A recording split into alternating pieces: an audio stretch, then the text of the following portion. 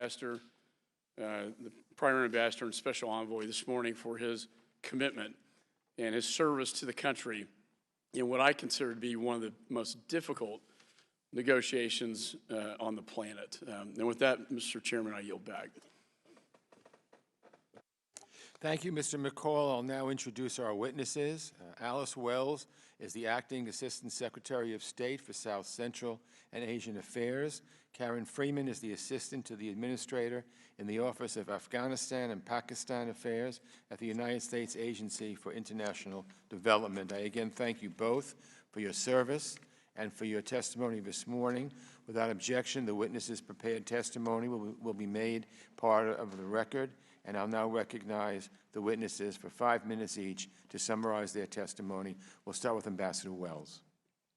Good morning, Chairman Ingle, Ranking Member McCall, and distinguished members of the committee. I appreciate the opportunity to testify this morning on the Trump administration's policy in Afghanistan. Last week in New York, Washington, Kabul, and around the world, we commemorated the 18th anniversary of the September 11th attacks on the United States. And when the U.S. began its military engagement in Afghanistan, our core interest was clear: to ensure that Afghanistan would never again be a platform for a terrorist attack on America. And in that regard, our mission over the last 18 years, in partnership with our NATO allies, has been a success. Since 9/11, no terrorist group has used Afghanistan to attack our shores. But the threat remains significant. Afghanistan remains a haven for terrorist organizations. ISIS Khorasan has demonstrated the intent to organize or inspire attacks in the U.S. and Europe. It has the capacity and willingness to indiscriminately kill civilians who do not support their nihilistic ideology. In April, Russia, China joined us in calling on the Taliban to make good on its commitments to cut ties with international terrorist groups, to prevent terrorist recruiting, training, fundraising, and to expel any known terrorists. While the United States remains committed to countering the threat of terrorism from Afghanistan, the administration understands that the American people are ready to end this war responsibly. Military power alone will not bring peace to Afghanistan or eliminate the threat of terrorists exploiting Afghan soil. A negotiated political settlement accepted by most Afghans remains the best way to ensure a durable peace and to enable Afghans to focus on ridding their country of international terrorists. In the last 12 months, we've made significant progress toward this objective. The Taliban engaged in dialogue with the United States and discussions with their fellow Afghans, including Afghan government officials, at an intra-Afghan dialogue in Qatar this July. Special Representative Khaliilzad and his team consulted with the government of Afghanistan and stakeholders across society. We built regional and international support for peace, enlisting the help of Pakistan, Russia, China, the Gulf, EU members, and regional partners. And consultations within the U.S. government are continuing on the best way forward. As we foster the conditions for direct negotiations between the Afghans, we're rationalizing our risk and our exposure to ensure a sustainable diplomatic assistance and military presence. Diplomatically, we've reduced our civilian direct hire presence from over 1,100 personnel in 2011 to around 500 staff today. Developmentally, we have tapered our civilian assistance from over $4 billion in 2010 to about $480 million today. Our international partners are now contributing 3/4 of all development and humanitarian assistance to Afghanistan. Militarily, we've reduced our presence from over 100,000 troops in 2011 to less than 14,000 today. NATO is constantly evaluating the requirements of the 39 allies and partners in Resolute Support Mission. Afghanistan is a different country than it was in 2001. Afghan troops are leading the fight against ISIS-K and the Taliban. Over 9 million students are enrolled in school, 39% of them girls. 1/3 of the 4 million voters in the parliamentary elections were women. Afghan farmers are beginning to export high-value crops, and a nascent private sector is strengthening supply chains and building market linkages with India and Central Asia. But challenges remain. Over half the Afghan population lives below the poverty line.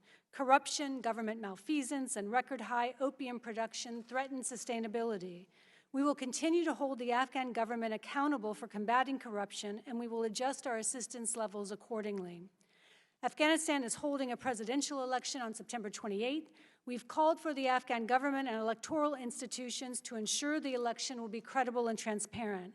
We've emphasized that all candidates are accountable to the code of conduct they signed, pledging to respect the electoral process. Afghans have the right to vote without fear of intimidation, attack, or violence. And the Taliban statements threatening election workers and voters are naked intimidation. We offer our strong support to the Afghan security forces who are in charge of electoral security and sacrifice their lives on a daily basis. Even as Afghanistan goes to the polls, Afghans cannot pause their efforts to advance peace. Every Afghan must be invested in a political process that brings security and reconciliation after 40 years of violence. Finally, the United States will continue to safeguard American security. For too long, the Taliban have taken comfort in their conviction that our engagement is unsustainable. Our friends and adversaries should understand our interest in protecting American citizens is enduring as we advance a responsible way toward peace, development, and security in Afghanistan. Thank you. Thank you, Ambassador Wells. Ms. Friedman. Chairman Engel, Ranking Member McCall, and members of the committee, thank you for this opportunity to discuss the role of USAID in supporting U.S. interests in Afghanistan. Since May of this year, development and humanitarian partners have sustained 3 separate attacks by the Taliban that resulted in loss of life and injury of staff. These are senseless attacks on people who have dedicated their lives to improving Afghanistan's future. USAID extends our condolences to the families of the deceased, and we hope for fast recovery to those who have been wounded. We echo Secretary Pompeo's call for the Taliban to stop attacking civilians. This week's attack by the Taliban on energy infrastructure in Baghlan province cut imported electricity to 12 Afghan provinces, including power to Kabul's industrial parks. We're glad to hear this morning that power is being restored, and we're happy to note that the USAID-constructed TERE power plant is providing immediate backup supply of energy, as intended, for critical uses, including hospitals and the Kabul airport. This morning, there's also news of an attack that damaged a hospital. Attacks on civilians, as well as projects that facilitate and advance the economy and the standards of living for the Afghan people, must stop. Earlier this year, the U.S. Embassy in Kabul led a review of all U.S. civilian assistance, which directed departments and agencies to focus on 3 objectives: supporting the Afghan peace process, preserving stabilization of the Afghan state, and assisting Afghanistan's transition to self-reliance to create conditions for a political process. USAID's strategy in Afghanistan aligns with and supports these objectives by accelerating private sector-led economic growth, advancing education and health gains made over the past 18 years, particularly for women and girls, and increasing accountability between the Afghan government and its citizens. USAID has pressed the government of Afghanistan to take the lead in the country's own future and make development gains sustainable. Just a few weeks ago, I joined my USAID colleagues in Kabul to close the formal review of U.S. government civilian assistance to Afghanistan. We unequivocally stressed to the Minister of Finance that transparent, effective, and citizen-responsive government systems are essential to achieving private sector growth and attracting investment. The U.S. government continues to convey to all Afghans that their country's relationship with the international community will depend heavily upon the inclusivity of any potential settlement, which must preserve the rights and dignity of women. We also expect the upcoming presidential elections, scheduled for September 28th, to be transparent and credible. The Afghan government must recommit and redouble its efforts to enhance transparency, increase citizen responsiveness, and reduce the corruption that weakens the Afghan citizens' faith in democratic civilian government. Over the past 18 years, USAID-funded gains have been significant. In the energy sector, as Ambassador Wells said, more than 30% of Afghans now have access to the power grid. More importantly, USAID is also working directly with the Afghan National Electric Utility to improve its management systems and ability to collect revenue. This assistance has helped to double revenue collection and increase its customer base by 73% in just a few years. In health, USAID is working with the Afghan Ministry of Public Health to increase access to basic health care and ensure the sustainability of health through the development of effective public-private partnerships. In the education sector, not only have USAID programs supported millions of students, but a future generation of Afghan women will have opportunities in STEM fields, such as a result of a USAID partnership with Texas A&M University. Afghanistan is a different place than it was in 2001, and its people are capable of more if it achieves citizen-responsive good governance and transparency. USAID is prepared to support emerging needs and opportunities that could arise from a political settlement. The trajectory of Afghanistan remains clear. Civilian assistance helps create the economic and social conditions necessary for peace and self-reliance by focusing on long-term, broad-based development and reinforcing efforts to reduce violence and stimulate a peace settlement to end the conflict with the Taliban. Thank you for your attention, and thank you for inviting me here today. I welcome your questions. Thank you very much. Let me ask both of you this question. You both mentioned in your remarks the recalibration efforts of U.S. assistance to Afghanistan moving forward.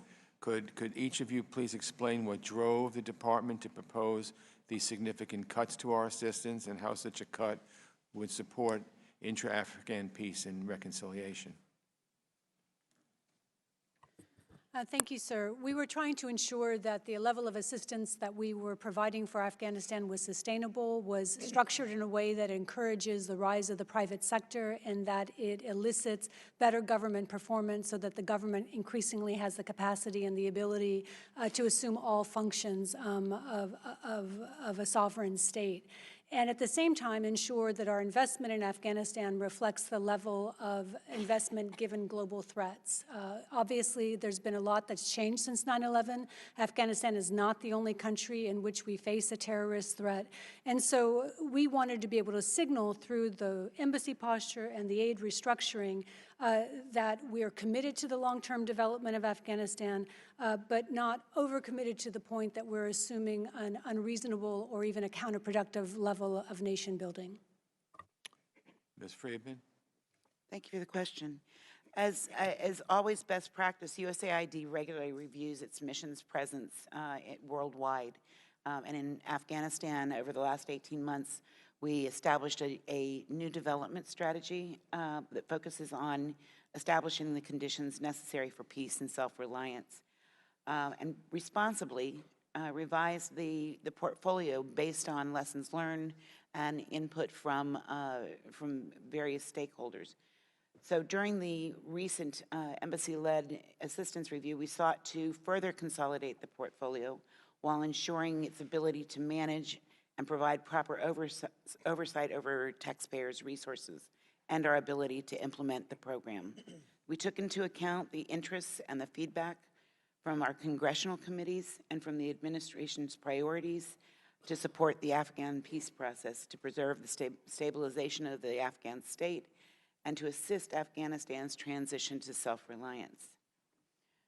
During the course of the review, we had a great deal of input and a lot of thought on what that consolidation should look like, and took that all in as recently as a couple of months ago, and have honed down and consolidated the portfolio to mesh with the appropriate number of staff. Thank you. Okay, thank you. The UN assistance mission to Afghanistan found that the NATO and Afghan security forces were responsible for more civilian casualties than the Taliban in the first 6 months of 2019. What accounts for the increase in civilian casualties at the hands of NATO and pro-government forces? Have there been any significant changes in the rules of engagement? Is that the reason? And how has this impacted Afghans' view of their own security forces? Ambassador. Coalition forces working with the Afghans do everything possible to try to avoid civilian casualties and implement the highest levels of accountability. And I would contrast this, sir, with what is the focus of the Taliban in targeting civilians, as we saw in the attack on election workers, the attack against the hospital, all of which have just happened this week. I think statistically, the Taliban over time have been the largest contributors to civilian casualties. The statistics that we saw, which we don't necessarily agree with the methodology, are an aberration. And I think the intent of the U.S. forces and the Afghan forces is very different from the intent of the terrorists who are literally terrorizing the Afghan civilian population. Thank you.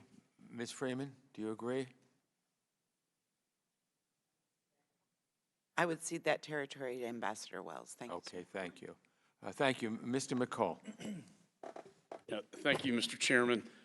You know, the Taliban hosted and protected al-Qaeda both pre-9/11, on 9/11, and after 9/11. So there's a healthy amount of skepticism about cutting a deal with the Taliban.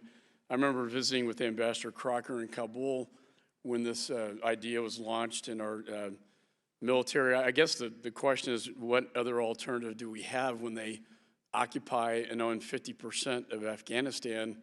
I suppose, Ambassador, that is a necessary step, or is there any other alternative to that? The peace framework agreement that was negotiated by the U.S. government in discussions with the Taliban is very much a conditions-based approach. You know, the Taliban are focused on securing the removal of U.S. and international forces from Afghanistan. They understand from 9 rounds of negotiations that that can only come about if they are committed to working to ensure that Afghanistan cannot be a platform for international terrorism. And yeah, I'm glad to hear that's condition-based and not a timeline. Would that also, could that include the complete withdrawal of U.S. forces? I can't speak to what ultimately a peace agreement is going to look like. As you know, for now, the process is suspended. But certainly the discussion was very much about the interrelationship between the presence of troops, international forces, and the ability of the Taliban to ensure that not only were there no international terrorists allowed to operate on soil that they had influence over, but no recruiting, no fundraising, no tolerance of, you know, sanctuary, any connections whatsoever. And of course, if that happens, it would sort of snap back, if you will. Right. Correct. I always think, given our history lessons from Iraq, and I'm glad the president decided to keep a residual force in Syria, and I think we should have one in Afghanistan for the foreseeable future, if only to protect the homeland from an external operation like 9/11. Let me ask you about ISIS and the Khorasan group. When I was chairman of Homeland Security, particularly in 2015, 2016, pretty terrifying briefings, external operations. The Khorasan group, always one of the most active groups out there. And so the notion is that the Taliban is actually going to war with ISIS and the Khorasan group. How accurate is that information? The Taliban do oppose the ISIS Khorasan group. They devote resources, significant manpower resources to combat the Taliban, or to combat ISIS Khorasan. I think one of the reasons we put such an emphasis on peace is that we need Afghans to be united against ISIS Khorasan. And ISIS has been able to take advantage of the fact of the insurgency and the war that's going on in Afghanistan to exploit territory, despite what have been very fierce efforts by Resolute Support Mission and others to target them. We see a resilience and an enduring presence in places like Nangarhar and Kunar, where it can be quite difficult to eliminate them or eliminate their presence entirely. And that's based on the premise that the Taliban would be more willing to partner with the Afghan government than they would with ISIS? We would assume a peace agreement would unify, provide a unified government that would reflect the will of all of the Afghan people, and that would allow a concentrated effort against what will be remnant terrorist forces in Afghanistan, not just ISIS Khorasan, but others, whether it's Tehrik-e-Taliban, Pakistan. There's a vegetable soup of militant organizations that have some presence in Afghanistan. And, you know, and again, I commend State on what is a very difficult negotiation. We all understand the drill here. The Taliban are not very nice people, but sometimes, you know, you have to deal with the world the way it is, and there's not a whole lot of great choices here. Last question, a withdrawal from Afghanistan, what assurances could you give, and you can't predict the future, that this would not result in the Taliban eventually overthrowing the Afghan government, and then we have a Taliban-controlled Afghanistan?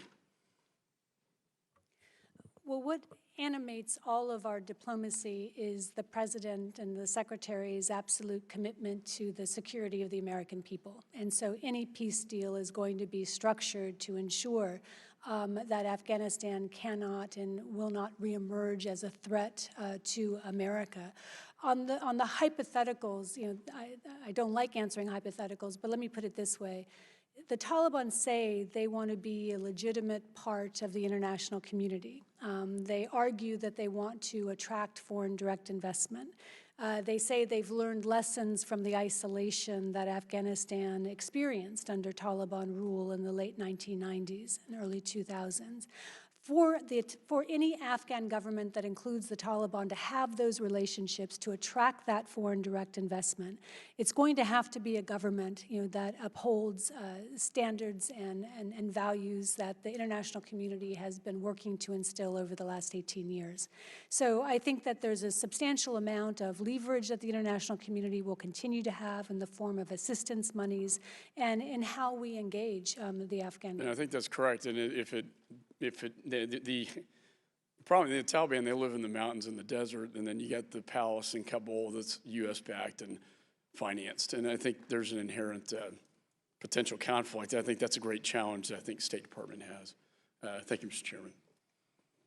Thank you. Mr. Sherman. Ambassador Wells, welcome back. We look forward to seeing you again next month at the Asia Subcommittee for our hearings on human rights in South Asia. And of course, there's considerable interest in my district and a number of others on events in Kashmir. It occurs to me that it's unlikely that we're going to have a peaceful and prosperous Afghanistan unless Pakistan wants to see a peaceful and prosperous Afghanistan. The border between Afghanistan and Pakistan is the Durand Line, but no government of Afghanistan has ever accepted that, and including the Taliban and the current government, have all seemed to take in the position that a huge chunk of Pakistan should actually be part of Afghanistan. It seems unlikely that Pakistan is going to be rooting for a peaceful, prosperous Afghanistan if that Afghan government is actively claiming a big chunk of Pakistani territory. First, does the United States accept as inviolate the Durand Line as the border between Pakistan and Afghanistan?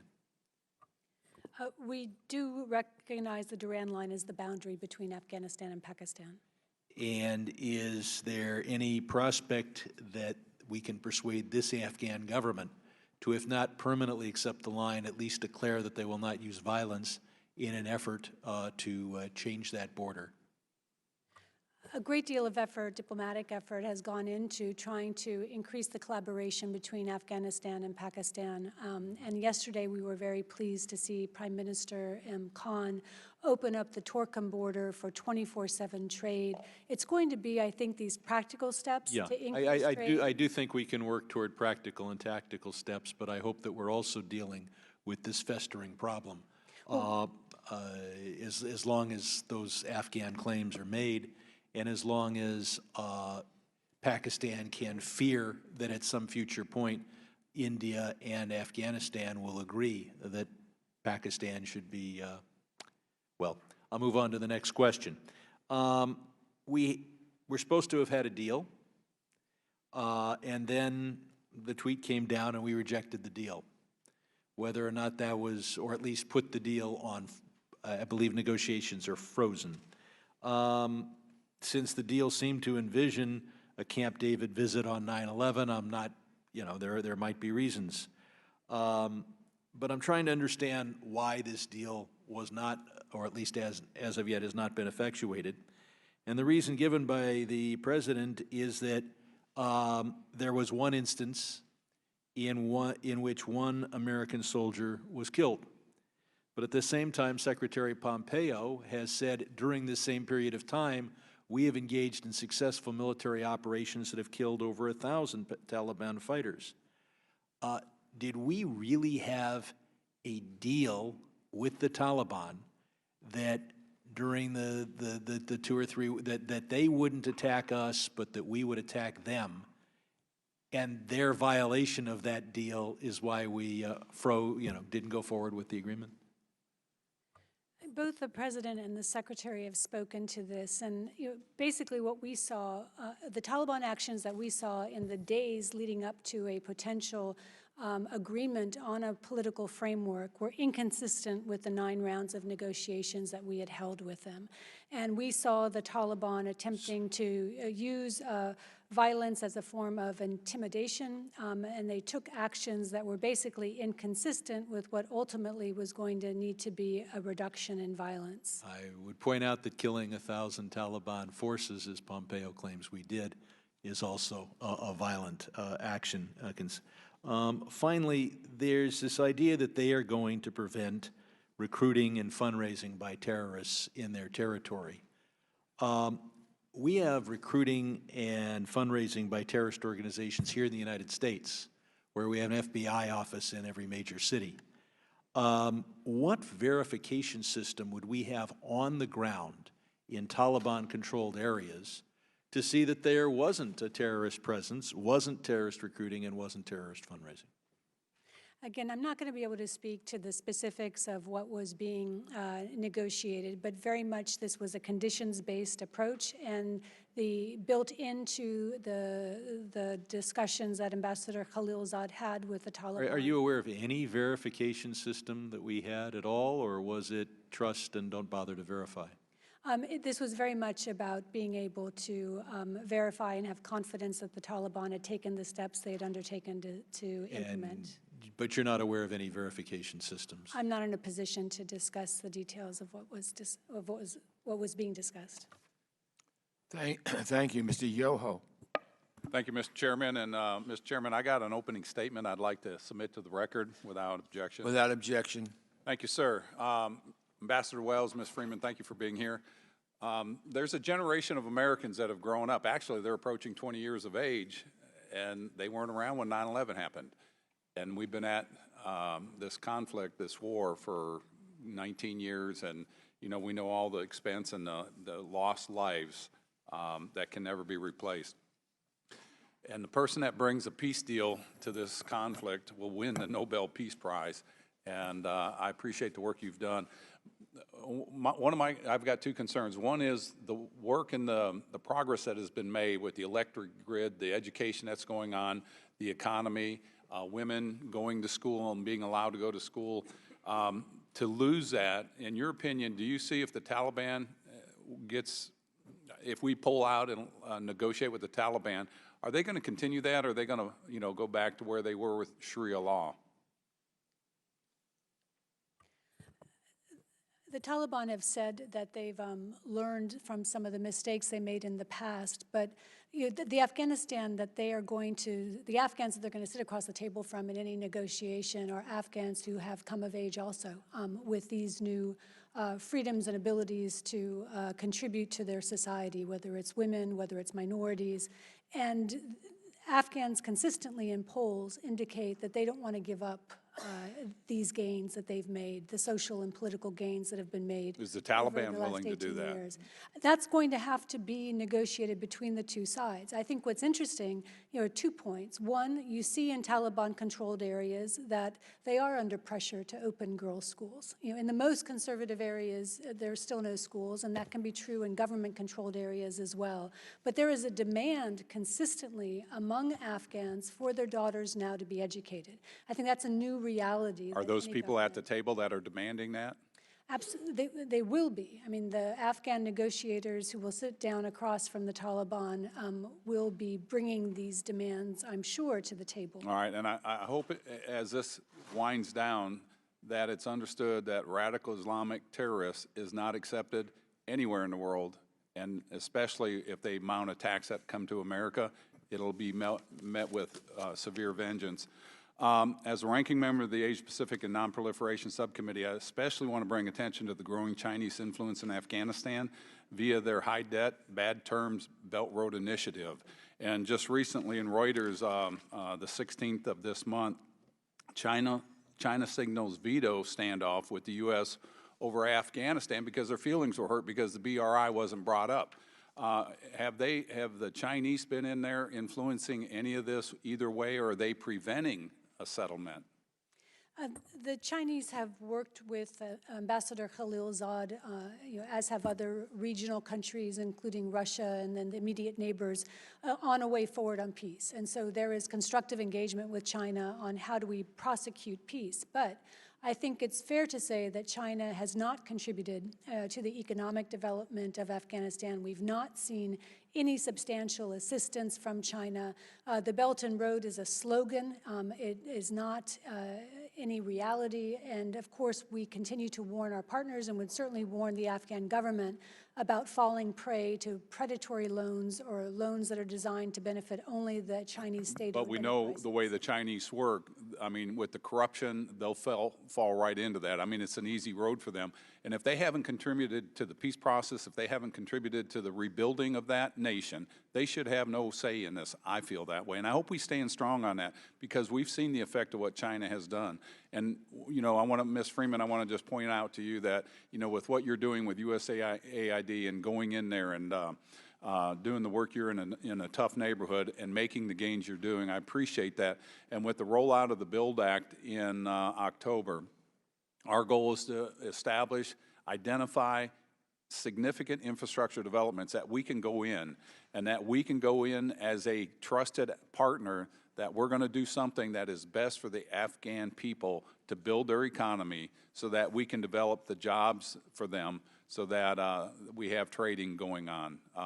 Do you have any thoughts on that, where we can look at? Thank you, sir. First of all, let me just echo some of Ambassador Wells' thoughts on going forward. I think it's important to note that over the last 18 years, the change in Afghanistan has been so great in terms of the laws, education, the development of a very active, a very vocal private sector, the increases in trade, the strengthening of civil society, and it's created a reflective demand in areas that can see what's happened. In terms of infrastructure, we continue to work with the government of Afghanistan to strengthen their ability to develop the infrastructure. So I think what you'll be seeing in terms of the core of USAID's program there is to involve the government and involve the private sector. Thank you. I'm going to stop you there just because I'm out of time, and thank you, ma'am. Thank you, Mr. Yoho. Mr. Sires. Well, good morning, and thank you for being here, Ambassador and Ms. Freeman. Yeah, my district that I represent is across from the World Trade Center. And for months, we watched the plume of smoke and so forth. And it was beyond me what the thought process was to invite the Taliban to come to Camp David. Can you tell me what I mean, it was so insensitive and so, you know, sensitive is mild for some of the people in my district. What was the thought behind that? Both the president, or I think the president himself, has spoken openly about his thought process on the Camp David invitation.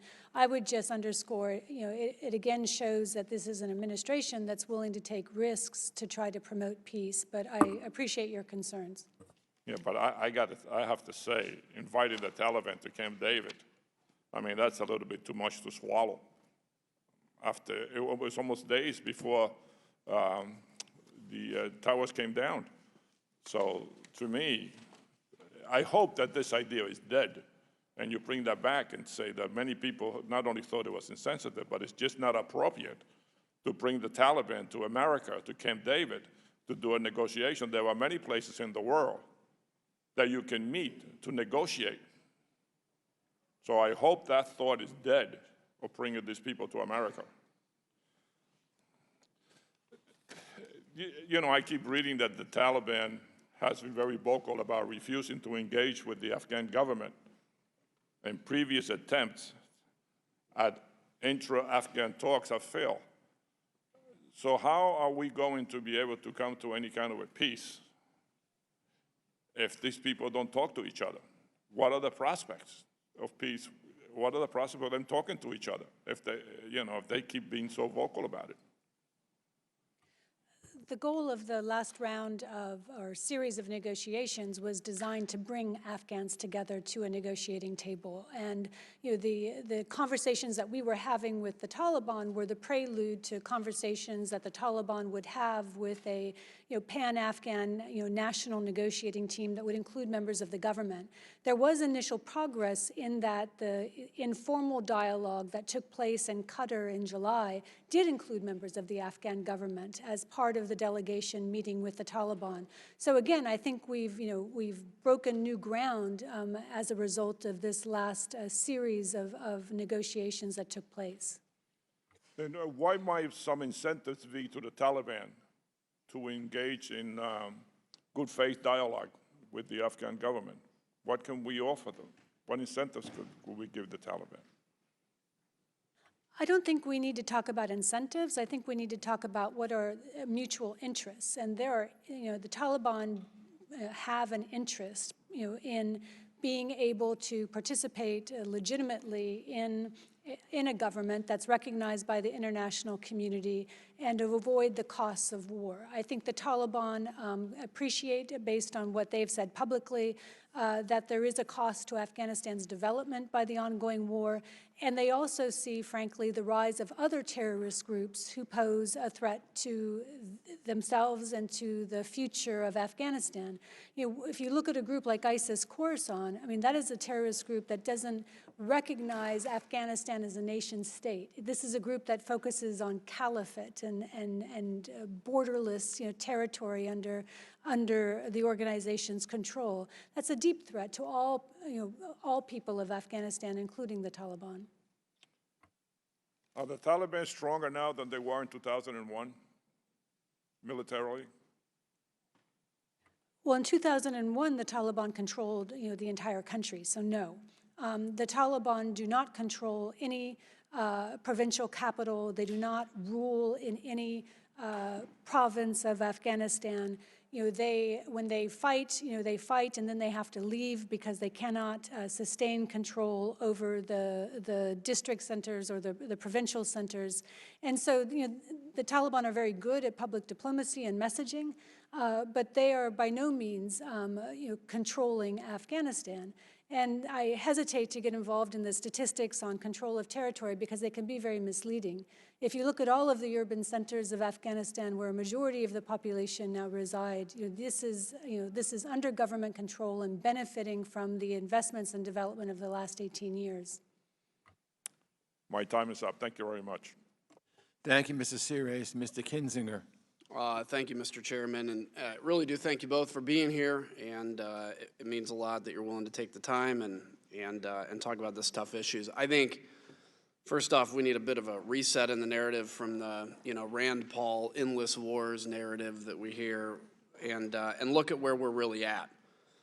First off, I do want to say, though, I think the Camp David, I'm going to add myself to the record of the Camp David meeting was an utter disaster and never should have happened, infuriated me, and I think even people that wanted to get out of Afghanistan, it ticked them off too. And I have no clue how that could have gone through any kind of filter, not just of ideas, but how we actually got to where it was going to frickin' happen. So I hope that never happens again. No terrorist should be allowed on the United States unless they're in chains, and especially a terrorist that attacked the U.S. on 9/11, harbored the terrorists, and especially on the anniversary of 9/11. So I got that out. I do want to say, though, that I think the thing we have to keep in mind is this fight that we're fighting in terrorism is a generational battle.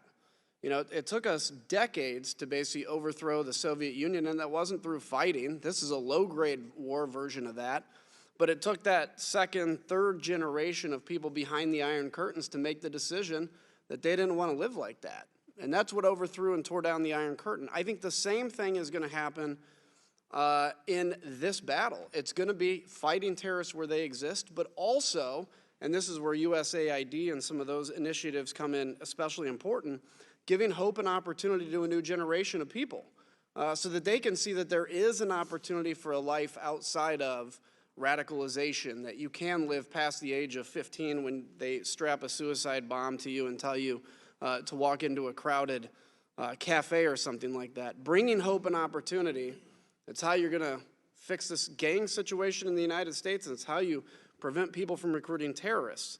And I think that's what we have to keep in mind, is this battle that we're fighting, though we'd all love to be over with it, isn't our choice. This isn't our decision. We're not the ones that decided to radicalize and kill innocent people.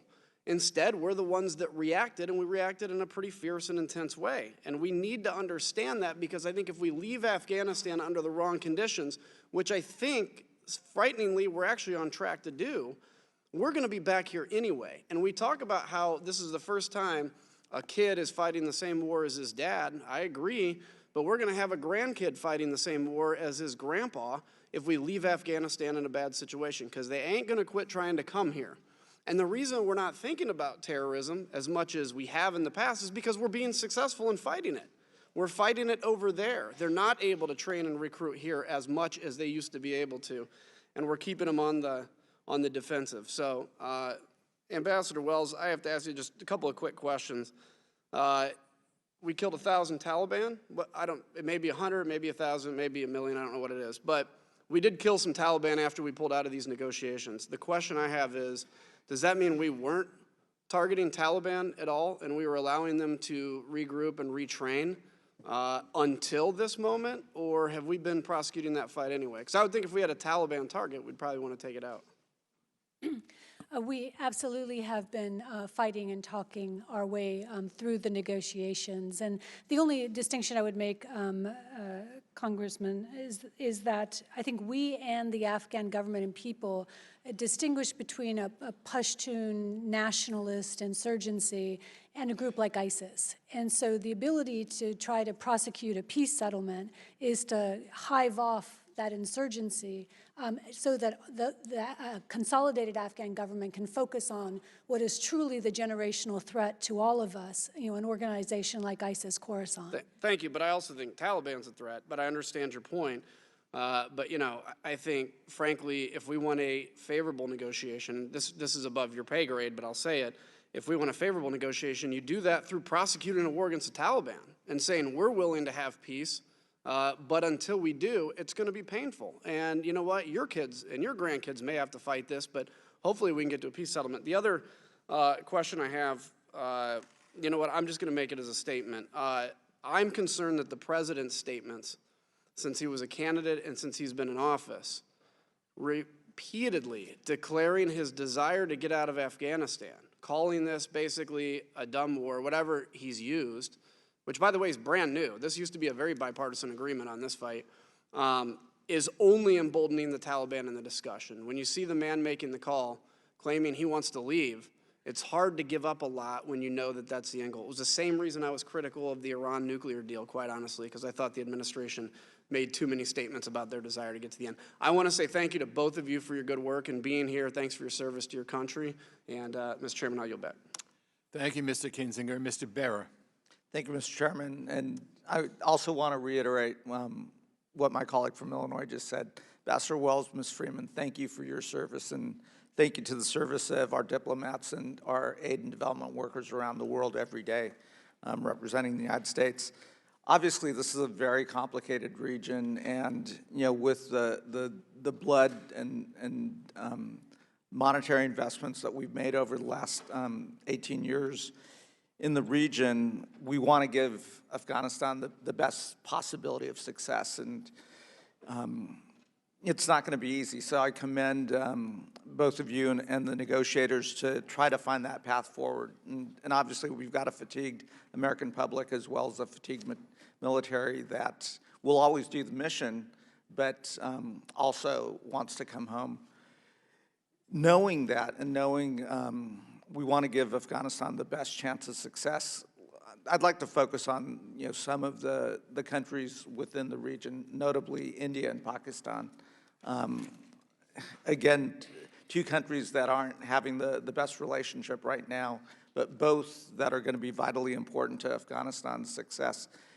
Perhaps Ambassador Wells, we see the tensions in Kashmir right now. You hear conversations from the Indians at times with some concern that America's desire to get a deal done in Afghanistan potentially, has them negotiating with Pakistan and Kashmir as part of that. Do you see any evidence of that? And do you, just from your perspective? What we see are two countries, India and Pakistan, that both have national security interests in Afghanistan. And both countries will benefit by an Afghanistan that is truly at peace and stable. I think the principle that has to undergird relations between all the countries in the region is the respect for territorial integrity and sovereignty, that no militant proxies, no non-state actors are acceptable and being used as a lever of influence or pressure against another. And so in our diplomacy to the region, that undergirds our approach. How do we have the region all reap the benefits of peace? If you look at, for instance, Afghanistan being a blocking point now between the flow of trade, including energy. Energy is 10 times more expensive in South Asia than it is in Central Asia, but you can't get it there, because of the instability in Afghanistan. So how do we frame an outcome, where everybody palpably benefits by being able to create stable and enduring, political structures? And so I think that there is a conversation that absolutely all countries in the region need to have, and that certainly has guided Ambassador Khaliilzad's approach as he has built out his conversations on peace with the regional actors. So as we kind of take that multilateral approach, again, complicated region, I would agree with you that you do need the players in that region who are closest to Afghanistan to be sitting at the table, helping negotiate that peace deal. Obviously, as we start to withdraw, with that comes a lot of resources that we've dedicated to, and there are few countries in the region that, India's dedicated billions of dollars to construction and investment. The hope would be that China, in a responsible way, potentially helps out there as well. Again, very complicated as we move forward here.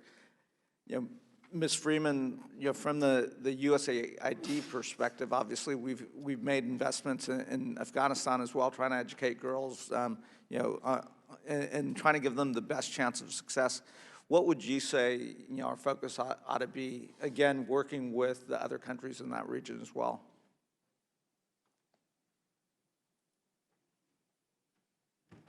I think that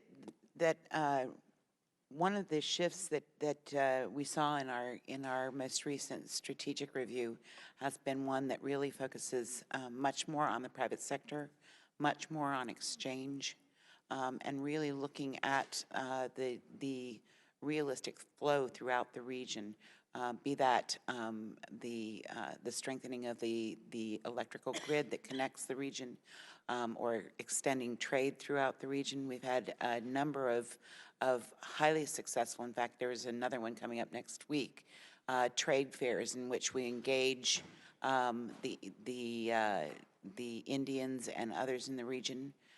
We've helped the government of Afghanistan to strengthen its air corridors so that it can trade more rapidly within the region. So that connectivity really does follow trade. And we've worked very hard to increase the ease of that trade and the ease of the negotiation within the region. Well, again, thank you for both of you for your service, and with that, I'll yield back. Thank you, Mr. Barrett. Mr. Zeldin. Thank you, Mr. Chairman. Ranking member, thank you for the witnesses for both being here. First off, with regards to the Camp David meeting, echoing sentiment that I've heard from colleagues on both sides of the aisle. I certainly share it myself. I'm glad that the meeting with the Taliban at Camp David was canceled. I believe that that should not have been scheduled in the first place, and I would not want to see the Taliban back at Camp David in the future, especially on the anniversary of September 11th, 2001. Now, this isn't simple. If this was all simple, this would have been resolved a long time ago. On September 11, 2001, al-Qaeda terrorists murdered thousands of innocent Americans, and countless first responders have died since because of exposure to toxic chemicals at Ground Zero in the days, the weeks, the months that followed September 11, 2001. Our decision to go to Afghanistan was correct and legitimate. I'm glad that we made that decision when we did, to deliver justice, to defend America.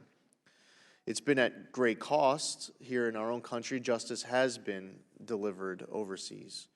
Osama bin Laden is dead. There are many others who have followed his fate. There is great cost, the greatest cost, at attacking U.S. interests, as we saw on September 11, 2001. So while we mourn the loss of life here in the United States, what should not go unnoticed for our adversaries abroad is the unlimited amount of resolve and will of our country to deliver justice to anyone who seeks that harm to us.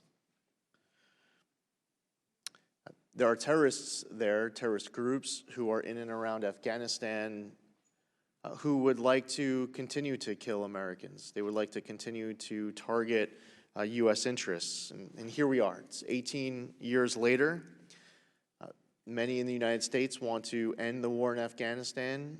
Quite frankly, every American should want to end any war, whether it's in Afghanistan or anywhere. We should not want war in the first place.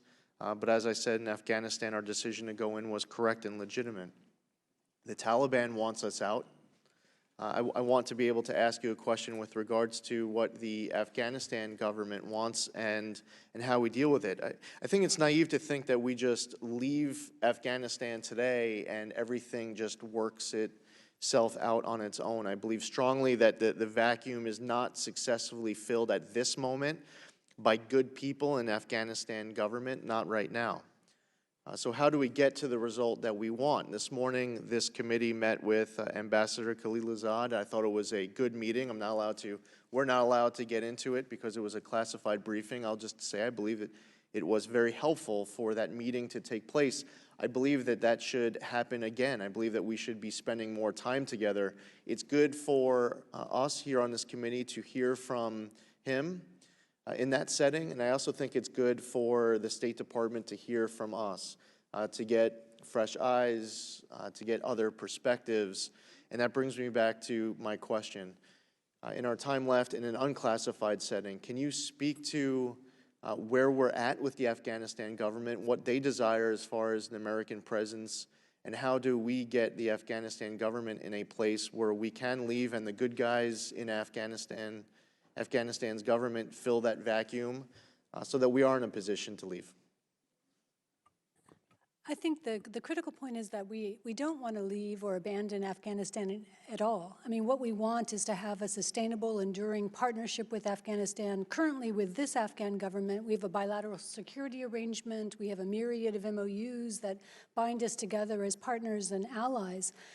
And I think the Afghan government very much wants to see that partnership with the American people and the American private sector and the American government to continue. Our provision of support, right now we provide about 80% of support for the security sector, is absolutely essential. So I think we have to build confidence that in Afghans, as they sit down at a table with the Taliban, that the international community is not looking to run away. And so today, for instance, in London, there is a meeting of donors to discuss, what would we do in the event of a peace treaty? How do we respond to peace? How do we create economic programs that will help a new Afghanistan government get on its feet and succeed as a nation state. And so through doing this kind of an organization, through engaging the Afghan government and ultimately the Taliban, I think we need to signal very clearly that the objective is not to walk away. I appreciate that answer, Ambassador Wells. Specifically with regards to military presence, I think it's important to note that the days of the United States military having the amount of numbers that we have now is not one that we want to be continuing indefinitely. So that was specifically what I was getting at. Very much appreciate your answer and for being here. I thank the chair for hosting today's hearing. I yield back. Thank you, Mr. Zeldin. Mr. Ciccolini. Thank you, Mr. Chairman. Thank you to our witnesses. Ambassador Wells, what is the current state of the relationship between the Taliban and al-Qaeda, and what, if anything, did the Taliban agree to with respect to that relationship in this framework, if they did? The Taliban have never repudiated their relationship with al-Qaeda. And so that's the fundamental crux of the issue. And in what has been said publicly about the conversations and negotiations that have taken place with the Taliban is that in this conditions-based, framework, we were looking to the Taliban to cut off all sanctuary, the ability of any al-Qaeda members to reside there, to recruit there, to fundraise there, to operate. And so it was a complete commitment to eliminate ties and presence of al-Qaeda. And with respect to terrorism broadly, is there a framework about the commitments that the Taliban makes with respect to terrorism in this proposal? I can't, it's not for me, and certainly not in this setting, to go into the details of what was negotiated. I wasn't part of the negotiating team.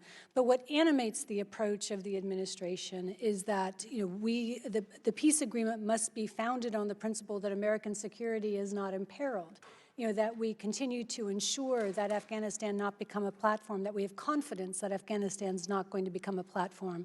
So I can assure you that these concerns are at the very top of the negotiating agenda, as was evidenced over the last 9 rounds of talks. And Ambassador Wells, what mechanisms will be available to the United States if it draws down its military presence and the Taliban fails to live up to the commitments it makes? Are we working with international partners who are interested in supporting the Taliban's, or ensuring that the Taliban meets its obligations? Or what's the enforcement mechanism? Because how do we avoid getting back into the situation where they make a commitment, it doesn't happen, and we're back again to some suggestion that we need to increase military engagement in a place we've been for 18 years? Again, I can't prejudge what a peace agreement would produce, but I'll just cite the Secretary's comments on this, and that is, we have a very powerful and capable military, and we're confident that we're able to prosecute and protect our interests. But my question really is, what mechanisms do we have to ensure that the Taliban complies with an agreement that we may reach with them? I can't prejudge, what will come out of and what will be finally negotiated in a political framework agreement. Okay. Do you think it's important that the agreement be reached between the Afghan government and the Taliban prior to any decision on a withdrawal by U.S. military personnel? And what are the risks if our troop withdrawal precedes that, or precedes even a countrywide ceasefire? All I can say is that publicly we have underscored the expectation that an intra-Afghan dialogue would be undertaken in good faith and quickly. And finally, Ambassador Wells, how should the United States and our international partners enforce any Taliban commitments on human rights, of course, particularly with respect to the progress for minorities, women, and girls? I mean, do we have, what is your view on how we can most effectively enforce commitments that are made, and what is the role of our partners in the international community? This is an area of deep concern, I think, to many members of this committee. I think it's very important that donors speak with one voice about the importance we attach to the values enshrined in the Constitution, in particular respect for the rights of women and girls to education, to work outside the home, protection for minorities. And again, today in London, there'll be a meeting of donors where one of the central goals is just to underscore this common commitment that we have. So if the Taliban wants to be, or if a government that includes the Taliban wants to be a legitimate member of the international community, that's going to be the expectation of the international community. And are there women engaged in the actual negotiations that have been underway, actually at the negotiating table? So in addition to issues related to women and girls, are there women who are participating in this process? At the intra-Afghan talks that took place in Doha, 25% of the non-Taliban participants were women. Women are members of the High Peace Council in Afghanistan. President Ghani has given public assurances that, of his intent to have Afghan women on any pan-Afghan negotiating team. Afghan women are certainly a critical audience for us as we engage with stakeholders across Afghanistan to both explain our approach and to understand their concerns. Thank you. I yield back, Mr. Chairman. Thank you very much, Mr. Cicilline. Mr. Perry. Thank you, Mr. Chairman. Thank you for your attendance today. Seems to me that the enemy is not leaving anytime soon, whether it's Al-Qaeda, ISIS, Taliban elements, Haqqani, you name it, they're all either operating, increasing operations, or waiting to fill the vacuum. And we don't certainly want to abandon the Afghan people or our very, very significant investment in the stability and peace in Afghanistan. That having been said, I just wonder, I think you said that we're providing 80%, is that right? 80% of the strong support, in the strong support role for Afghan security forces? That's right, and 25% of economic and humanitarian assistance. Based on that, it just seems, when will they be able to sustain themselves? I mean, I think, look, America and Americans, I think, are rightly weary of the treasure, both in lives, and that continues, and economically, that Afghanistan has cost our country with, I would say, I think in a lot of people's minds, marginal results for so long, a slog here. And we're trying to figure out, I think, as many American citizens, how much longer will it be? And it almost seems like, I know they're trying to develop capability, but they have an incentive to not develop capability as long as we're willing to be there at 80%, and it's got to come down, and they're going to have to take on more of the role. And quite honestly, some of the neighbors in the area that have a vested interest in Afghanistan's safety and security have got to take a bigger role. Will the Afghan government, as far as you know, allow American basing as a part of any negotiated deal and settlement that has a diminution of activity or forces in strong support of security forces over the long haul? Will they allow us to stay in some regard? We can't know or predict what's going to come out of a negotiation between Afghans and the Taliban. What I would I'm talking about the Afghan government and the United States, the negotiations between the United States. I know the Taliban doesn't want us there. That's part of the problem. But with the Afghan government, we do have a bilateral security arrangement. We reside on Afghanistan bases. We have a military presence on Afghanistan bases, and very much, our support for the Afghan government is premised on Afghanistan sovereignty. But I agree, sir, and the President and the Secretary have spoken forcefully about the $30 billion or so a year that we spend to maintain the operations in Afghanistan. So we're looking to reduce those numbers by trying to rationalize our presence and our approach to the battle in Afghanistan.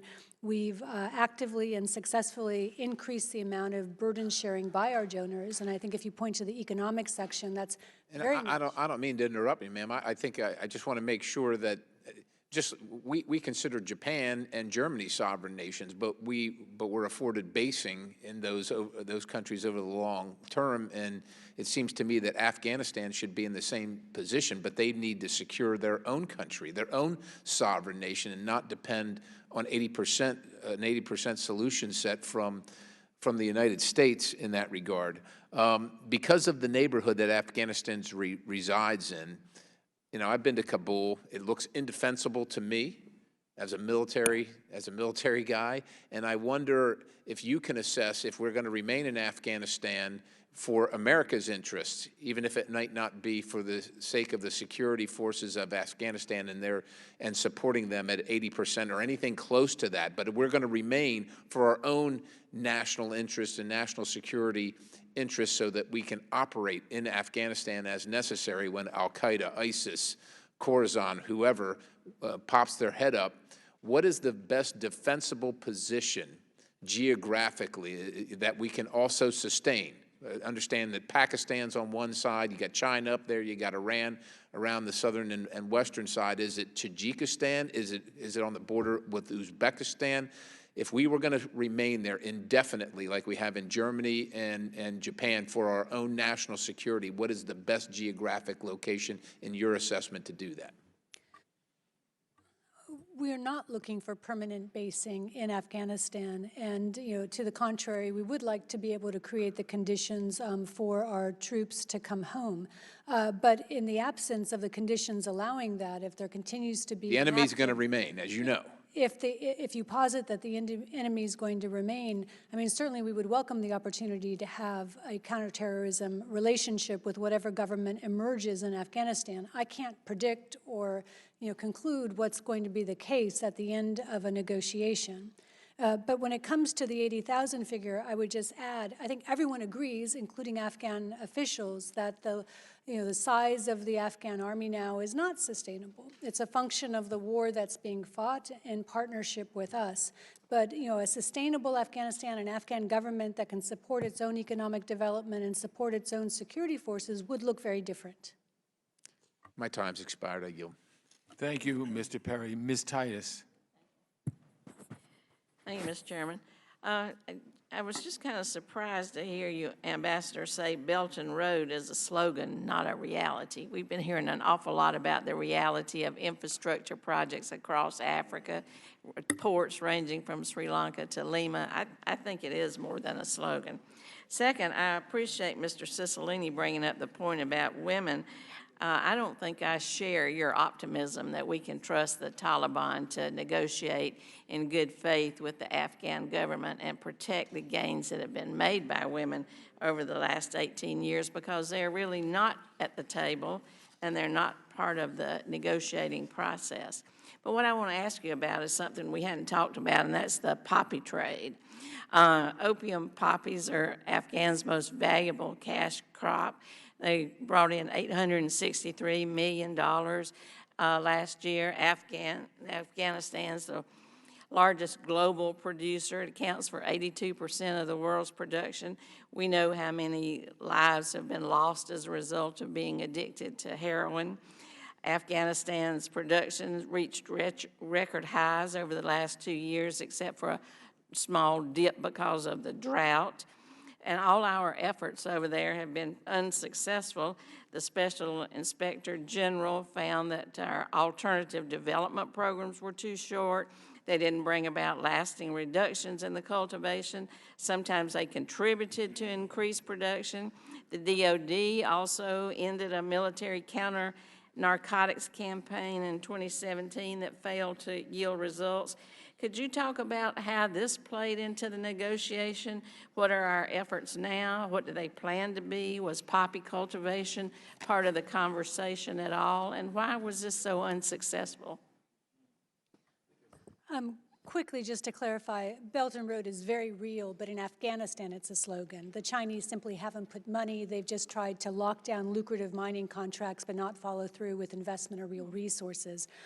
We share your concern on poppy, how it's criminalized the economy, the expanding role of opium production in undermining governance and transparency. It is fundamentally, though, I think an issue that is tied to security. If 80 to 85% of opium in Afghanistan is produced in areas that are controlled or under the contested or influenced by the Taliban, right. That's been what has, I think, prevented the much more sustainable approaches to eliminating opium production, including alternative livelihoods, crops, high-value crops that are more valuable than opium.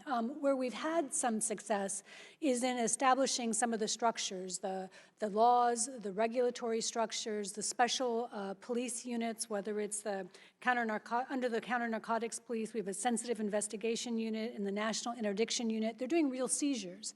But this is in the context of something that really fundamentally has to come out of an improved security environment that we don't have right now. Was this part of any of the negotiation with the Taliban? And this is their main source of revenue? What we're going to do about that in the future, or we're just going to turn a blind eye to it? I can't speak to what was said during the course of the negotiations, but the Taliban have been very public about saying and pointing to their past record of having eliminated opium production. And so... But we know that's not true. They, for complex reasons that immediately right before their downfall, they did issue a fatwa against opium production that effectively reduced opium production in the areas that they controlled. We would welcome the Taliban issuing a fatwa today saying that opium production should be banned in the areas that they control, which they've not done. So, this is all very cynical, but I don't want to suggest that it's only a Taliban problem. Drug money in Afghanistan is everywhere. It permeates everywhere. It criminalizes the broader economy. It is a distorting factor, in Afghanistan's ability to develop as a self-sustaining nation. You want to speak to that from your point of view? Well, from a development point of view, one of the alternatives is to look at creating a reflection. And what USAID has sought to do is to create improved markets, improved access, look at value chains, try to extend from out into the rural areas an ability to produce legitimate crops and get those to market in a timely fashion. Has that been successful? That has been very successful. Whether it's drawing away from whether it's drawing away from the opium trade, that I can't tell you. In terms of improving livelihoods and improving people's incomes, yes. Thank you. Thank you, Mr. Chairman. Yeah, thank you, Ms. Titus. Mr. Liu. Thank you, Mr. Chair. Thank you, Ambassador Wells and Ms. Freeman, for being here. None of my comments or questions are meant in any way to criticize your dedicated and lengthy public service. We have had bipartisan failure in Afghanistan for over 18 years across administrations. The Trump administration is continuing that failure. I understand you're simply executing the orders of the president, but I do want to get some facts out here to the American people. Ms. Wells, approximately how many U.S. service members and U.S. civilians have died in the Afghan war? About 2,400. Okay. With civilians, it's over 4,000. Is that correct? I actually don't have that statistic, but I take your data. About how many U.S. service members have been wounded in the Afghan war? Is it 26,000, sir? Yes, so correct. Over 20,000 at least. How many U.S. troops are currently in Afghanistan? Around 14,000. Okay. In 2016, before Donald Trump took office, how many U.S. troops were in Afghanistan? 8,600 or 8,400. So Donald Trump ran on a campaign of getting the U.S. out of endless wars, of getting us out of dumb wars in the Middle East. He has failed to deliver on that promise. In fact, he has increased troops in Afghanistan by approximately 70%. Do you know the cost of how much the U.S. has spent in Afghanistan, Ms. Wells? I don't have an exact figure. I don't think we've been able to produce an exact figure. We talk about $30 billion a year total in Afghanistan now. Thank you. So according to the Washington Post, it's been over $1 trillion. There's an article in the Washington Post saying Trump's Afghanistan troop increase adds to $1 trillion in war costs, and we have very little to show for this. We are still in a stalemate. There's no indication if we stay another 18 years that we're going to achieve any sort of victory. In fact, what ends up happening is because we keep killing civilians and other folks in Afghanistan, it makes terrorist recruiting that much easier. So I want to ask you about a Reuters article that came out today documenting that yesterday a U.S. drone strike in Afghanistan killed at least 30 civilian farmers. Are you aware of that drone strike? I've seen press reports that an Afghanistan strike may have produced civilian casualties. That's being investigated and looked into by Resolute Support Mission. If true, it would be very tragic. I would note that, again, the civilian attacks or civilian casualties are made happen more easily because of the fact that ISIS and Taliban immerse themselves in the civilian population, don't distinguish how they dress, and themselves directly target civilians. Thank you for that. We do have complete air superiority in Afghanistan, correct? Yes. Okay. And our drones can linger over a target for a fair amount of time, correct? Sir, I don't know whether the report that you're mentioning is a drone attack. The reports I've seen have suggested this was something that was, I don't know the details of the incident, so I don't want to comment on it. Sure. When I served on active duty in the U.S. military, one of the things I did is I briefed commanders on the law of armed conflict. As you know, intentionally targeting civilians is a war crime. It is also a war crime if it's a disproportionate use of force. So if you were to think that there may be 1 or 2 terrorists there and you're going to end up killing 30 civilians, you can't launch that strike either. So I look forward to administration providing us information as to if in fact this strike killed at least 30 civilians, what the purpose of that strike was, and how does this happen when we have complete air superiority and our air assets can linger over targets for a fair amount of time. And all of this does bring me to how do we now conclude our failure in Afghanistan. So when is the next meeting that the administration is going to have with the Taliban? Has that been scheduled? No, the talks are paused at this stage. Right. So not only have we now had over 4,000 U.S. service members, civilians killed in Afghanistan, by your estimate, 26,000 service members wounded, over $1 trillion spent on this war in Afghanistan. We are in a stalemate, and the administration has now zero strategy, zero scheduled talks, no ability to get us out of this quagmire. It is time to bring our troops home. I yield back. Thank you, Mr. Liu. Is Ms. Wild here? Ms. Wild.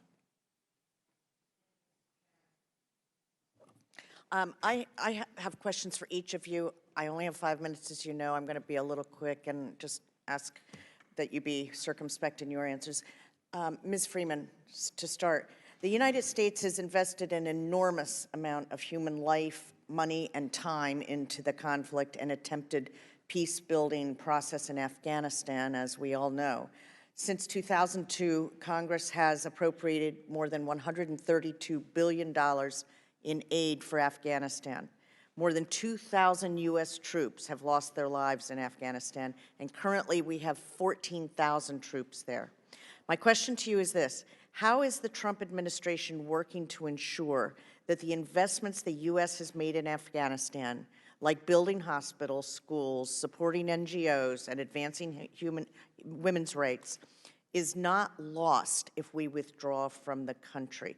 And I ask that in the context of this, particularly because the Trump administration has not included the Afghan government in peace negotiations. How are we making sure that the progress we've made in Afghanistan will be maintained long term? Thank you.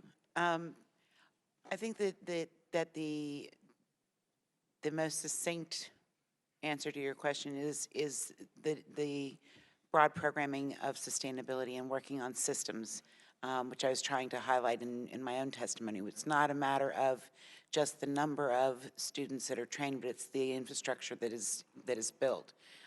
That infrastructure may be physical or it may be institutional in strengthening the systems within the government. And I think we have a great deal of success to be shown in terms of strengthening internal systems to advance Afghanistan's own ownership of its development. The other area that I would point to in terms of sustainability is the development of stronger voices in Afghanistan to sustain themselves going forward. The voices of women, the voices of the private sector, the voices of educators that will carry forward through time in terms of their expectations. Thank you. I'm deeply concerned, and I appreciate your response, and I think it's a good one, but I hope we don't negate the progress that we've helped build in that country and the sacrifices, particularly that our troops have made by pulling out with a plan in place to create and sustain lasting peace. I'd like to turn to Ambassador Wells. And my question to you is this.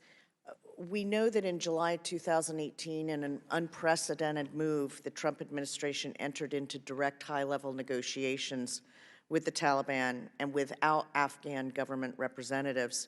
And in doing so, the administration reversed longstanding U.S. position that any peace process would have to be Afghan-owned and Afghan-led. And this, of course, harkens back to the questions that I was asking Ms. Freeman.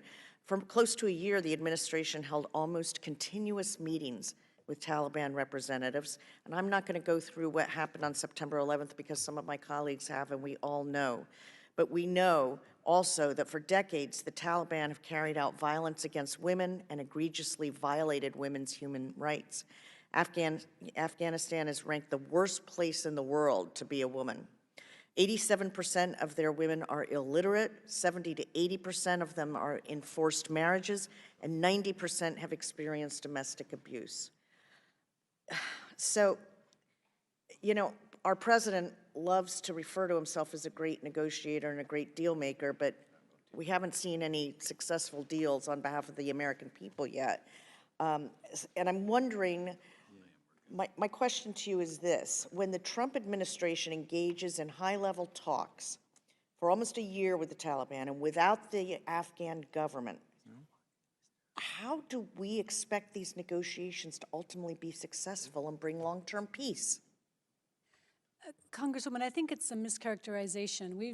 We're in constant contact and constant engagement with the government of Afghanistan. We were working in parallel tracks as we discussed issues with the Taliban. We were discussing the same issues with the Afghan government and coming up with an agreed-upon approach, under this political framework. Ambassador Bass is there every day. General Miller is there every day. Ambassador Khaleelzad has spent more weeks in Afghanistan over the last 8 or 9 months than I can calculate. And so we're very committed because the outcome of this initial set of conversations was to get to an intra-Afghan dialogue, a negotiation, was to get the Afghans to sit down at the table, which the Taliban have refused to do over the last 18 years. And we started to see that break down with the intra-Afghan discussion that took place in Doha in July.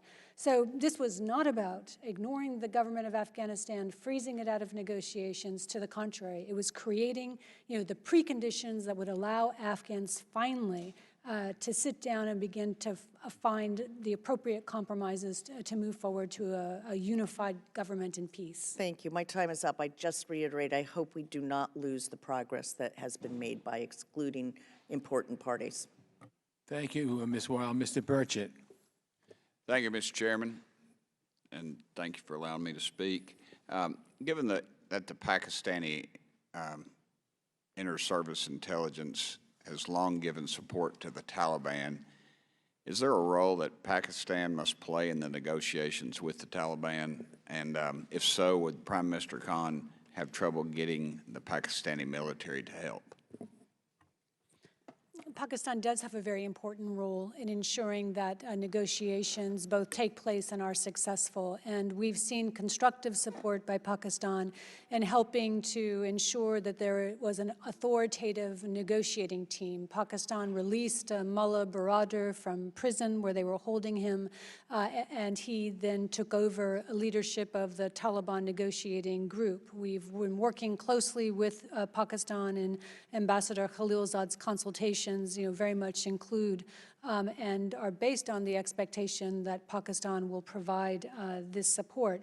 Prime Minister Khan publicly has been forward-leaning in his support for peace in Afghanistan. We appreciate the steps that he's taken and members of his government have taken to try to improve relations with Afghanistan, because improved Afghanistan-Pakistan relations are also going to be critical to a sustainable peace.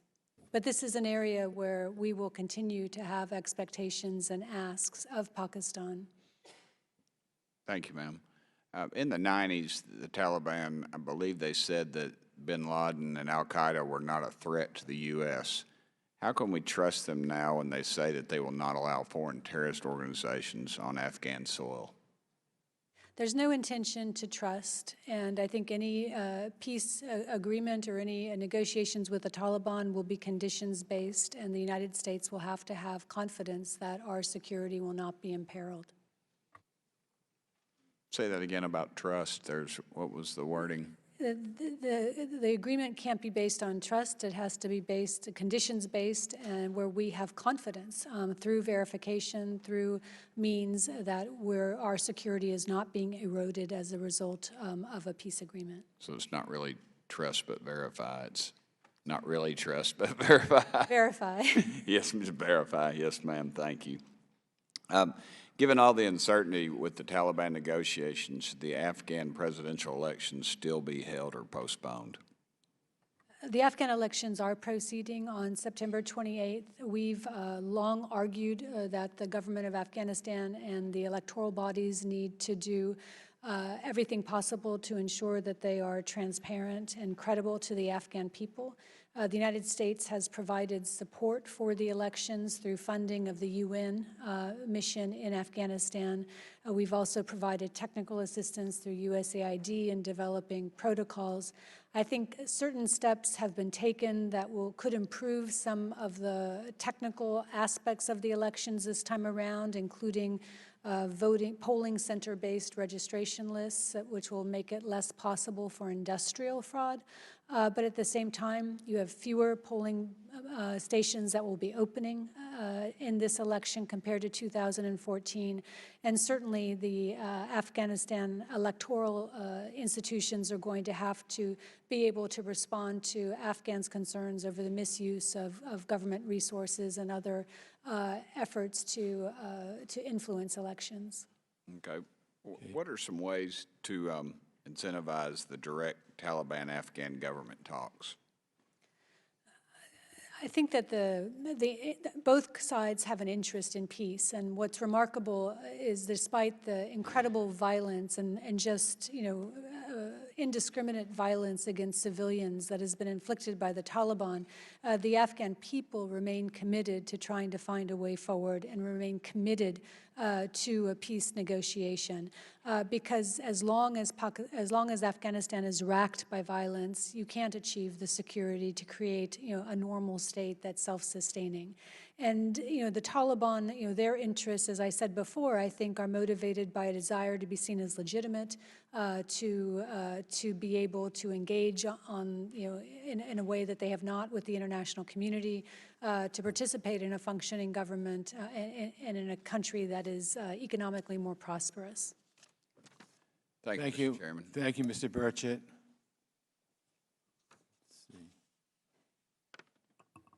Ms. Spanberger. Thank you to the chair. Thank you to our witnesses today.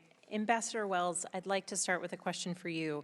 After 18 years of U.S. military involvement in Afghanistan, the country stands in a bloody stalemate. Thousands of American service members have lost their lives, talks with the Taliban have broken down, and the American public is war-weary.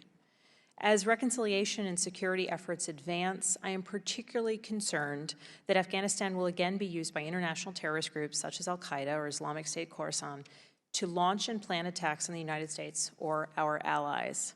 As you've already discussed, if the previous rounds of talks had continued as planned, the Taliban was going to agree to preventing terrorist groups from using Afghanistan to plan and launch attacks. Yet it is not clear that the Taliban would follow through on this pledge or even have the ability to rein in the numerous terrorist organizations. They have made and failed to keep similar pledges before. And so my question is, what do you see as a realistic path forward to ensuring that Afghanistan is not ripe for terrorist groups to plan and launch cross-border terrorist attacks? And how can we proceed with enforcing any agreement related to that type of promise? Again, I would say, I think it's a bit of a mischaracterization to say that it's only been a bloody stalemate. I mean, we have a situation now where the Afghans are doing the overwhelming majority of the fighting. We have a situation where the Taliban don't control provincial capitals. They're not in control of the country or in control of the people. We have a situation where we have succeeded in ensuring that Afghanistan has not been used as a platform against us again. And so the baseline goal and reason why we went into Afghanistan, I think we've upheld. You know, America's security is going to be the foremost objective of any peace negotiation that we support. And you know, the President has spoken to that, the Secretary has spoken to that, and that is why any peace agreement needs to be conditions-based. I can't give specifics now, and I would leave it to further briefings, you know, if and when a peace negotiation resumes. But I think that the Afghan people, the Taliban, and we agree that this is not a conflict that is going to be won militarily. So you know, the question of how we get back to a sustainable peace process is one that is under active review by the administration. And how much do you think the fact that Afghanistan hasn't been used as a platform to launch additional attacks against us or U.S. interests outside of Afghanistan, how much do you think that is a result of the presence of our forces? My question being specifically, if we were to move towards removing U.S. forces, how does that significantly change the dynamic that has allowed us to achieve some of the stability that you just discussed? In the context of an active war against the Taliban, the presence of American and international forces has been critical. Okay, and so then in thinking through the type of agreement that we could make with the Taliban and looking at what sort of enforcement would be possible, what do you see as potential levers for negotiation or potential successes for the type of enforcement that would allow us to ensure that Afghanistan cannot devolve into a place where terrorist networks are able to find safe haven again and potentially plot against the United States? I think, as has been said publicly, in a conditions-based agreement, you know, what the Taliban want is the removal of forces, and to be able to achieve a removal of forces, there would have to be confidence on our part that the undertakings were being upheld by the Taliban and its members. You know, I can't hypothesize about what may or may not come out of a future agreement and what specific measures will be included, but I would just go back to the basic point. You know, the United States has the most capable and powerful military in the world. We're committed to protecting our citizens' interests. You know, we are not without options. The challenge that I see, though, related to the conditions-based discussions is if the Taliban want U.S. departure from Afghanistan, then what is the next step that we take when, in fact, they are not complying with negotiated terms? As you see it, what would be our response if we have, in fact, removed forces? Where do we go from there? I can't hypothesize about that scenario. Thank you for your time. Mr. Chairman, I yield back. Thank you, Ms. Spanberg. And Mr. Levin. Thank you so much, Mr. Chairman. According to the United Nations Assistance Mission in Afghanistan, there were more civilian casualties in 2018 than in any other year since they began counting. And it was also reported that for the first time since the United Nations began documenting civilian casualties in Afghanistan, more civilians were killed by Afghan government and American forces than by the Taliban and other insurgents. I don't think there can be a clearer sign that the U.S. military intervention there has failed to secure the Afghan people. Ambassador Wells, it's good to see you again. I want to ask you, why should we expect that doing more of the same thing that we've done for the last 18 years will lead to a different and better outcome than these statistics suggest? First, I want to say that the U.S. military does everything possible to avoid civilian casualties. Nobody is more meticulous in its planning and as thoughtful in its efforts. And I contrast that to the enemy that we face that deliberately targets civilians. And we've seen that over this bloody last week of targeting of hospitals, targeting of election workers. But do you dispute the statistics from 2018? I think, as I mentioned earlier in another response, we do question some of the methodology. I think this is an aberration. And I hope you're right. And the approach of the forces couldn't be more different. And so, you know, I'm very, I think we can have confidence and respect for the U.S. military's efforts to reduce civilian casualties and reduce the Afghan forces' civilian casualties. This is not a static, or this is not a static situation. There's been significant change over the last 18 years, and one of those significant changes is the fact that it's the Afghan forces who are doing the fighting and dying. We still suffer tragic losses, and we suffered a tragic loss last week, but the numbers bear no resemblance to the beginning of this conflict and the height of this conflict. And you know, as time goes by, what we have seen are more capable Afghan forces, more educated, Afghanistan citizens, higher life expectancy, a more sophisticated population. Those are trend lines that absolutely work in our favor and speak very highly of our own values approach to supporting Afghanistan. All right, I want to talk about the non-state militias in Afghanistan, like the Host Protection Force, that are trained, equipped, and funded by the CIA. These militias were the subject of a New York Times report in December that I'd like to quote from. It said that the CIA-funded militias have, quote, operated unconstrained by battlefield rules designed to protect civilians, conducting night raids, torture, and killings with near impunity in a covert campaign that some Afghan and American officials say is undermining the wider American effort to strengthen Afghan institutions. In July, Ambassador Khaliilzad said that militias would be addressed in a peace deal.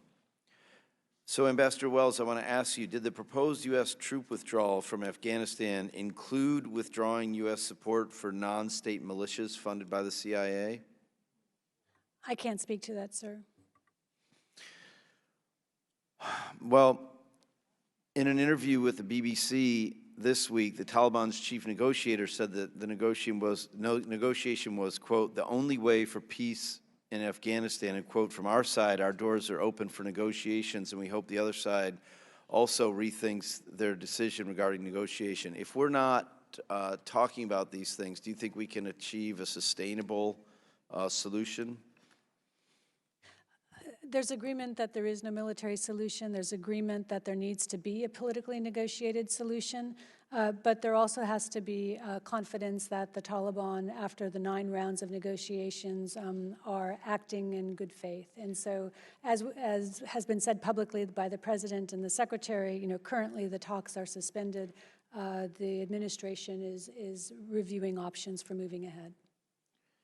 And so, if just as a final question, it's sometimes hard to explain to my constituents what's going on in this complicated situation. How would you suggest that I explain to them why the President suspended negotiations at this point? What's the reason for it? We saw behavior that was inconsistent with the substance and conduct of the negotiations that have taken place over the last 9 rounds. And it was that inconsistent behavior that led to the decision. We would like to see the Taliban take actions that would make it possible to return to political negotiations. All right, thanks. I yield back, Mr. Chairman. Thank you. Mr. Malinowski. Thank you, Mr. Chairman.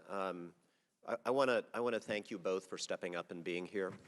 But I also want to say quite bluntly that it does not absolve Ambassador Khalizad, who has been negotiating with who's been talking to the Taliban for the last year and refusing to speak to the United States Congress.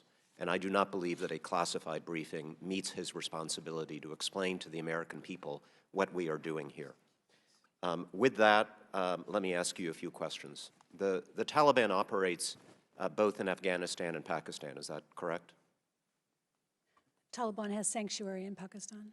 And yet there is nothing in the draft agreement that commits the Taliban to break with al-Qaeda or any other terrorist group that it may be cooperating with in Pakistan, or in fact any of the 20 or so other FTOs beyond al-Qaeda and ISIS, such as Lashkar-e-Taiba, the Haqqani network that operate in both Pakistan and Afghanistan. Is that correct? I can't speak to the details of the text. All I can note is that it is conditions-based with the preeminence given to ending ties to terrorist organizations. Well, the only terrorist organizations that have been mentioned are those two, and everything you have said suggests that their responsibility ends on Afghan soil. So, in fact, this doesn't really force the Taliban to break with terrorists. There is no ceasefire contemplated, no nationwide ceasefire contemplated by the agreement. So, apart from a few named places under what was contemplated, the Taliban would be able to continue terrorizing the Afghan people. And yet, as I understand it, we may go, were this process to continue, we could go below 8,600 troops. We could go all the way to 0 troops in Afghanistan, even if there is no final intra-Afghan agreement, so long as we have, and if I may quote you, confidence that our security is not impaired. Is that a fair assessment? Again, I can't speak to the details of the agreement that was being discussed or the political framework that was being discussed. All I can address are the principles that drove it. And the foremost principle is American security, but that has to be also sustainable.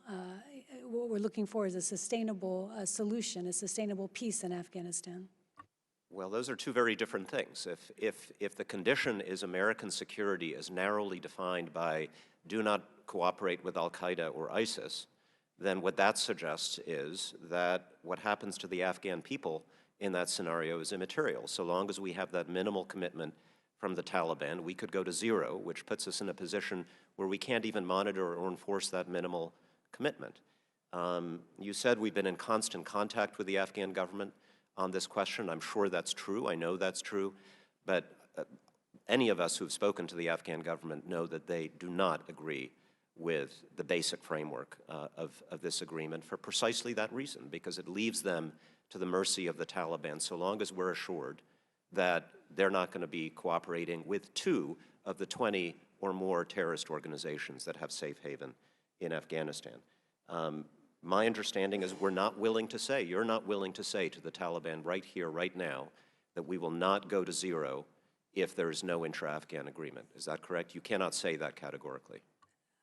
I'm not here to comment on the specifics of a negotiation that I wasn't a part of. All I can discuss are the principles. And again, the principles are not, I think you're mischaracterizing the approach of the administration to what we seek to achieve. Well, this is what I've heard from the administration. And again, if you're not able to speak to the agreement, then that is exactly why Ambassador Khalizad should be sitting in that chair right now. After 1 year of talking to terrorists, he should be willing to talk to the United States Congress. Look, all I'm asking for here is honesty. There are different views about whether we should stay, whether we should go, in both sides of the aisle. But what we are being sold here is not a potential peace agreement. What we are being sold here is a bedtime story to make us feel better about leaving Afghanistan.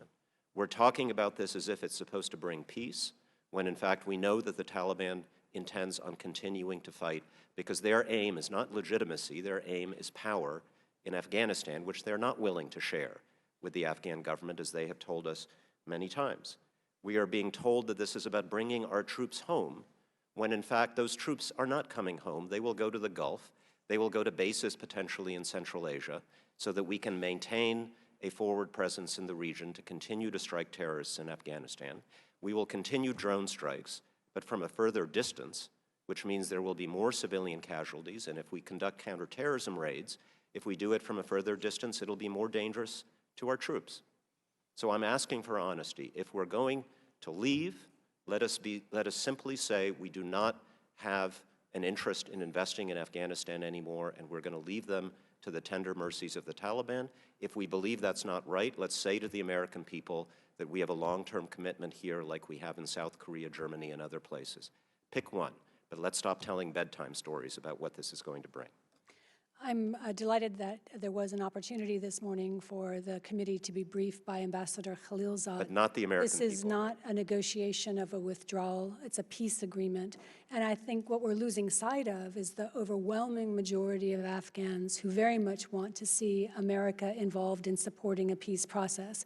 Afghans do not want to fight to the last Afghan. They seek peace. And so this administration, has been creatively working towards that goal.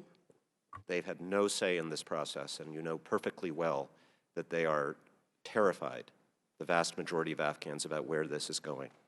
This is the only process that's producing potential of direct conversations between the Taliban, Afghan government, and Afghan stakeholders.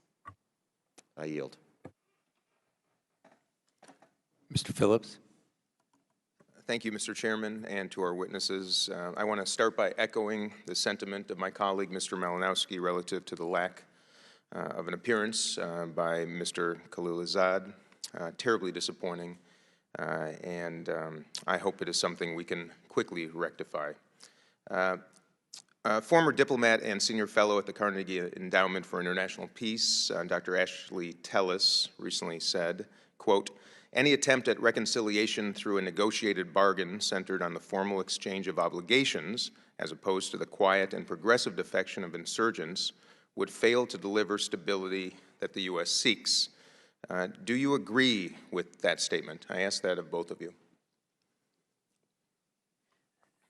The administration is exploring, or has been exploring, whether or not you can create a political framework that produces the dialogue that gives confidence that American security will be met. So I obviously would not preemptively agree with Dr. Tellis. So why would we choose to enter negotiations with such little progress on the battlefield strategically? Is that something, isn't that a question we should be asking?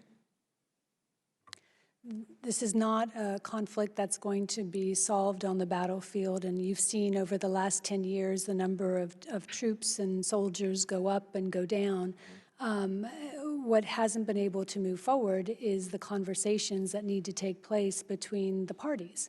The government, stakeholders throughout Afghanistan society, which is a very complex one, and the Taliban. The assessment is that the Taliban are different than ISIS, that this has been, a Pashtun nationalist insurgency whose obviously their tactics have become increasingly concerning over the last several years, but that they yet remain committed to an Afghanistan and are prepared to engage, in negotiations. That needs to be tested. And so with the work that's been done has been done to create the conditions where Afghans can actually, for the first time, sit down and begin to have those conversations. Can you think of a precedent in which we've been successful applying this type of strategy? I think every war is unique, but certainly the American role is critical and essential in driving any process forward. And so I would focus on the fact that America has received the support of the neighboring countries for the most part. We've certainly been able to work productively with our like-minded partners. Ambassador Khaleelzad has been able to work with the Russians and the Chinese because fundamentally this is about interests, and the region does have, to greater or lesser degrees, an interest in Afghanistan stabilizing. Let's speak about interests. You speak of Russian and Chinese interests. How would you articulate those relative to Afghanistan right now? I think both countries are concerned by the prospect of the terrorist situation in Afghanistan worsening. And to that extent, we can have a focused conversation about how to move forward in advancing peace. I am not going to suggest that they don't have other motivations, but again, being able to be able to exploit the fact that both countries are concerned about what ISIS represents, that the problem in Afghanistan can get worse as well as get better, is what allows us to, and what has allowed us to organize very dynamic, productive international gatherings and diplomatic architecture in support of a peace process. So you consider the Chinese and Russians at this stage to be part of the solution? I think that if important regional countries don't support peace, it will be hard to achieve a peace agreement. Well, but that's different than being part of the solution. Are they currently? We've been working with the countries because we do believe that their support will be helpful in advancing a peace agreement. Okay. Thank you, Ambassador. I yield back my time. Actually, would my friend yield to me for a second? Yes, absolutely. I thank kindly. my friend. Ambassador Wells, you know, this eerily has the resonance of the Paris negotiations between Henry Kissinger and Lee Duc-Tho on trying to negotiate the end of the Vietnam War, and pledges were made. That was a peace agreement too, allegedly. Pledges were made for the North Vietnamese not to invade the South, promptly ignored, and we turned a blind eye to it, making it look like what Mr. Malinowski indicated, a bedtime story, not even a fig leaf. Can you assure us that's not what we're looking at here, that this is different? President Trump is seeking peace, a negotiated political settlement. He's not seeking a withdrawal agreement. That's a heck of a reassurance. I'm sure every American can take that to the bank and feel comforted.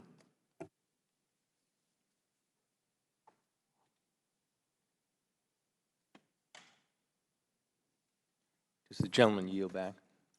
Sorry, it was Mr. Phillips' time, and I do yield back. Thank you, Mr. Chairman. Thank you. Just briefly, we've discussed at different times the role of women in negotiations. The Afghan government isn't involved. Women are not part of that. We know that the Afghan government, to my knowledge, is trying to include in the information that's relayed to them, women as part of that agreement. But what do you envision going forward of the role of women, even in negotiations such as they are, not directly, but also going forward, should we move forward with this agreement, really trying to put something in the agreement that guarantees so many of the gains of women in society that have been there since our involvement in Afghanistan, and also considering the view that the Taliban has to women. How Afghans govern themselves needs to be determined by Afghans. And so, obviously what we hear from the Afghan government and from non-Taliban members of Afghanistan society is their commitment to the gains of the last 18 years, the importance they attach to the constitutional rights, and including the rights of women and girls. And that's backed up by polling, which consistently shows every year an increasing number of Afghans who support education, who support women's participation in the workforce, who support women's voting. A third of all candidates in the parliamentary elections were women. So I think we have profoundly influenced the development of Afghanistan society in a very positive way. And those gains, Afghans are going to have to fight and preserve those gains in a dialogue or in a negotiation with the Taliban. What we can be very crystal clear about, and I think you'll see this in the donor meeting that is happening in London and other sessions that will happen with international donors, is that for Afghanistan to enjoy the support, to receive the benefits of being a member of the international community, it will have to uphold these fundamental rights. And that's the power, I think, that we have, or the greatest power that we have, is that you're not going to get assistance, you're not going to get foreign direct investments, you're not going to get the respect of the international community if you seek to repress or put women back in the home and out of schools. I have sponsored a legislation that hopefully will soon be coming forward to say that if there's other types of resources going forward that the U.S. is going to supply to the Afghan government, that those guarantees for women remain in place. Is that something you agree with? All of our programs have embedded in them women's participation and support for women's rights in Afghanistan. It's an operating principle. I think Karen can speak to that. Yes, Ms. Freeman. Thank you. Been waiting for that moment for a long time. Yes, in every single program that we have, there is a requirement for the inclusion of women in those programs. In particular, and with respect to the current question at hand, we have been actively working with civil society and women's business chambers, et cetera, to help them to improve their negotiating skills, to help them to hone their messages, their expectations, to be realistic and pragmatic about the way forward, and to ensure that when and if they do have the place at that meeting, that they'll be ready for it. Thank you. Well, thank you, and I hope that this committee, moving forward very shortly, will be able to go forward with that and put additional safeguards to protect the gains that women and girls have certainly been advantaged from in Afghanistan. I'd like to thank you, and I'd like to thank the panel for what was a very lengthy hearing this morning.